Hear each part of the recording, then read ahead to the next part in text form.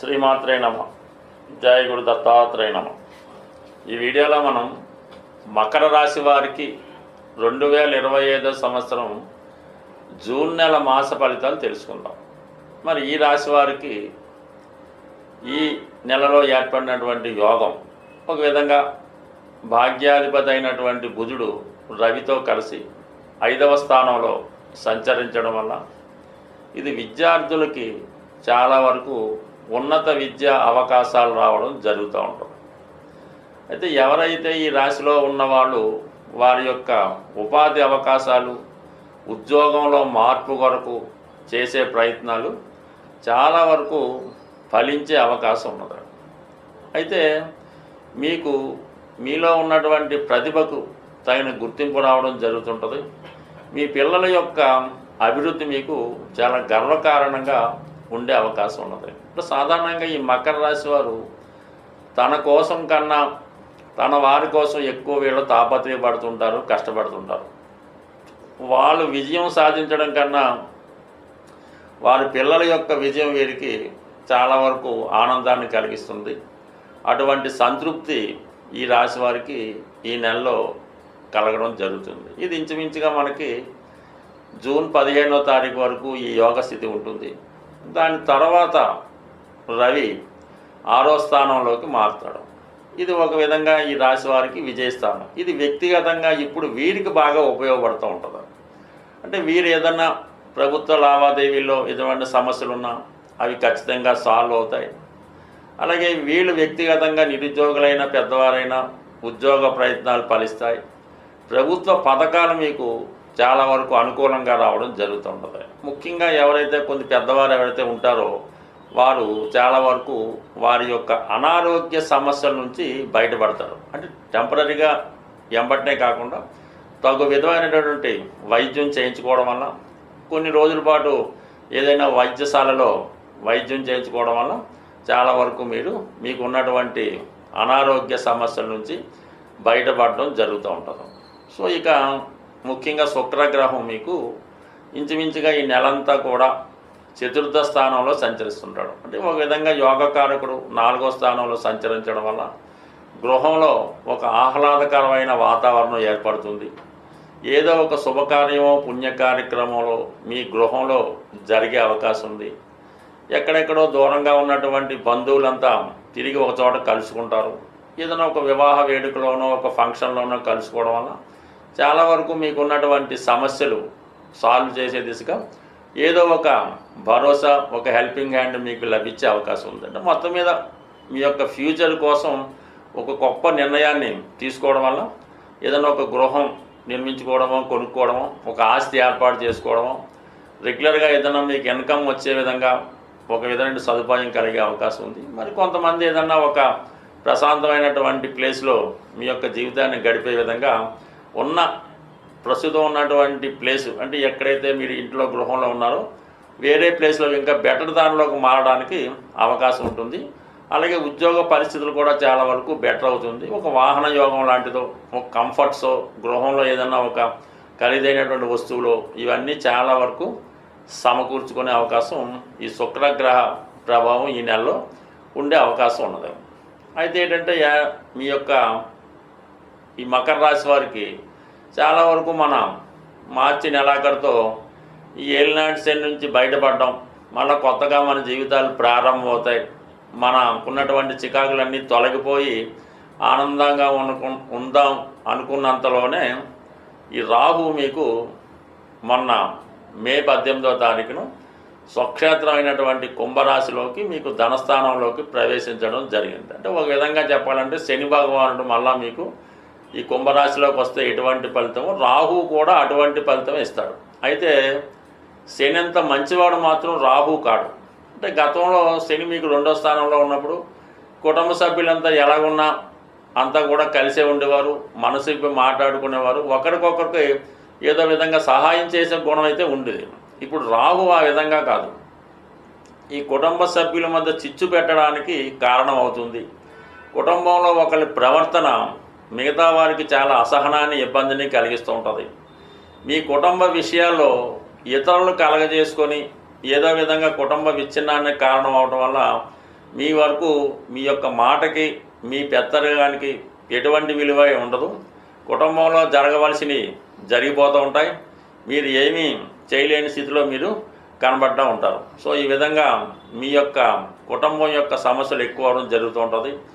ధనం కూడా విపరీతంగా ఖర్చు అవుతుంటుంది. కొత్త కొత్త అలవాట్లు ఇంట్లో వాళ్ళకి రావడం జరుగుతుంటుంది. ఇతరులు మీ కుటుంబంలో కలగ చేసుకుంటూ ఉంటారు. అలాగే కొంతవరకు పొల్యూట్ అయ్యే అవకాశం ఎక్కువగా ఉంటుంది. కాబట్టి చాలా వరకు ఈ కుటుంబ విషయాల్లో మాత్రం అంటే జాగ్రత్త తీసుకోవడానికి కూడా మనం చేసేది ఏమీ లేదు. ఏమాత్రం మీరు వద్దని చెప్పినా వ్యతిరేకించినా వారు బయటికి వెళ్ళిపోవడానికి వ్యతిరేకంగా సిద్ధంగా ఉండడం జరుగుతూ ఉంటుంది. ఇది ఏంటంటే సహనంతో ఓర్పుతో కొంతకాలం తప్పకుండా భరించవలసి ఉంటుంది. అంటే కొద్దిలో కొద్ది ఏంటంటే గురువు మీ కుటుంబ స్థానాన్ని వీక్షించడం వల్ల ఎన్ని సమస్యలున్నా మళ్ళీ ఏదో విధంగా మళ్ళీ సర్దుకొని జీవన విధానం సాగించవలసింది తప్ప కఠిన నిర్ణయాలు తీసుకుంటే మాత్రం దాని పరిణామం కూడా ఆ విధంగానే ఉంటుంది. స్వస్తి. ముఖ్యంగా ఈ నెలలో మనకి గురుమౌఢ్యం అన్నది ఏర్పడడం జరిగింది. ఎప్పటిదాకా జూన్ 10వ తారీఖు నుంచి జూలై 8వ తారీఖు వరకు ఈ గురుమౌఢ్యం కారణంగా మీ అందరికీ తెలుసు శుభకార్యాలు అన్నవి ఈ సమయంలో చేయడం అన్నది అంత శ్రేయస్కరం కాదు. అంటే ముఖ్యంగా వివాహం అన్నది. అయితే ఆర్థికపరమైనటువంటి విషయాల్లో మీరు ఏదైనా కొత్తగా వ్యాపారం ప్రారంభించాలన్నా ఏదైనా గృహప్రవేశం చేయాలన్నా కూడా ఈ సమయంలో అది ఖచ్చితంగా వాయిదా వేసుకోవాల్సిందే. అయితే ధనకారకుడు గురువు ధనకారకుడు, సంతానకారకుడు, విజ్ఞానకారకుడు. అంటే ధన లాభాధిపతికి కూడా ఈ గురువే కారణం అవుతూ ఉంటాడు. అందువలన ఏ రాశికి సంబంధం లేకుండా సహజంగా గురువు ధనకారకుడు అవటం వల్ల ఆర్థికపరమైనటువంటి ఇబ్బందులు ప్రతి ఒక్కరికి కూడా మనీ టైట్ ఏర్పడుతూ ఉంటుంది. ఏ పని చెయ్యాలన్నా దానికి తగ్గ మనీ యొక్క లోపం కనబడుతూ ఉంటుంది. పిల్లలు స్కూల్లో జాయిన్ చేయాలన్నా, ఒక శుభకార్యం చేయాలన్నా, ఒక వాహనం చేయాలన్నా, ఏదన్నా సరే మనీ లోటు అన్నది మీకు ఈ నెల రోజులు అంటే జూన్ 10 నుంచి ఒక నెల రోజుల పాటు ఉండే అవకాశం ఉంది. అయితే దీనికి పరిహారం అన్నది కూడా కంపల్సరిగా మనకి చెప్పడం జరిగింది. అదేంటంటే గురుగ్రహ అనుగ్రహం సంపాదించాలి. అంటే అందరికీ గురువు ఎలాగున్నా మన గ్రహాల రూపేణ దక్షిణామూర్తి. ఈ దక్షిణామూర్తి ఫోటో మీ ఇంట్లో ఉంటే ఉంటుంది, లేదంటే శివుడి కన్నా పర్వాలేదు. ఈ శనగలతో తయారు చేయనటువంటి మాల ఈ దక్షిణామూర్తికి వేయడం వల్ల, మెళ్ళ వేయడం వల్ల అటు విద్యార్థులకి చదువు వస్తుంది, వ్యాపారం బాగా సాగుతుంది, మనీ రొటేషన్ పెరుగుతుంది.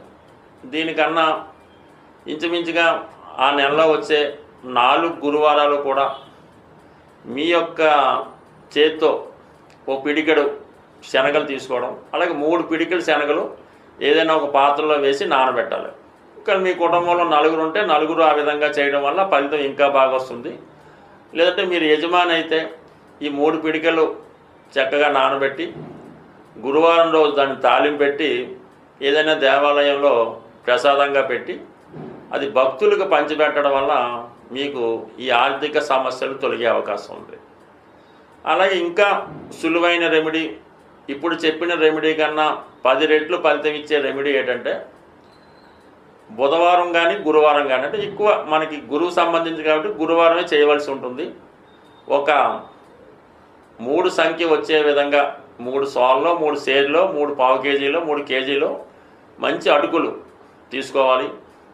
అలాగే దానితో 3వ వంతు బెల్లాన్ని కలపడం, కొద్దిగా శనగపప్పు అంటే పుట్నాల పప్పు అంటారు, శనగపప్పు అంటారు, గుల్లపప్పు అంటారు, దాన్ని కూడా ఒక పావు కేజీ కలిపి ఇవన్నీ కూడా ఒక ప్రసాదంగా తయారు చేసి, అంటే దసరాకి పప్పు బెల్లాలు పంచినట్టు తయారు చేసి దాన్ని విఘ్నేశ్వరుడు యొక్క ఆలయంలో, వినాయకుడు యొక్క ఆలయంలో గురువారం రోజు భక్తులకి పంచిపెట్టడం వల్ల ఇమీడియట్గా మీకు ఎంత గొప్ప ఆర్థిక సమస్య ఉన్నా అది 100% తొలగిపోతుంది. ఈ రెమెడీ కొన్ని లక్షల మంది ఆచరించారు. ఎప్పటికీ కూడా ఈ రెమెడీ చేసి చూడండి. ఈ గురుమౌఢ్యంలో మీకు చాలా వరకు కుటుంబంలో సుఖశాంతులు, అలాగే ఆర్థిక పరంగా చాలా అనుకూలంగా ఉండే అవకాశం ఉంది. ఇంకా వెరీ సింపుల్. ఇంకా ఫైనల్ రెమెడీ ఏంటంటే శుక్రవారం రోజు సాయంకాలం చాలా సంధ్యా సమయంలో మరి ఆంజనేయ స్వామి టెంపుల్లో 6 ఎరుపు రంగు గులాబీ పువ్వులు, అలాగే ఒక 6 సంఖ్య బూందీ లడ్డు స్వామివారికి సమర్పించడం వల్ల మీ ఆర్థిక సమస్యలు పరిష్కారం అవుతాయి. ఇవన్నీ చేయని వారు ప్రతి గురువారం సాయిబాబా ఆలయాన్ని దర్శించడం, లేదంటే ఏదైనా గోశాల దర్శించి ఆ గోవికి సేవ చేయడం వల్ల కూడా మీకు కంపల్సరీగా గురుగ్రహ అనుగ్రహం సంపూర్ణంగా లభించి ఈ మౌఢ్యంలో ఏర్పడినటువంటి ఆర్థిక సమస్యల నుంచి బయటపడే అవకాశం ఉంటుంది. స్వస్తి.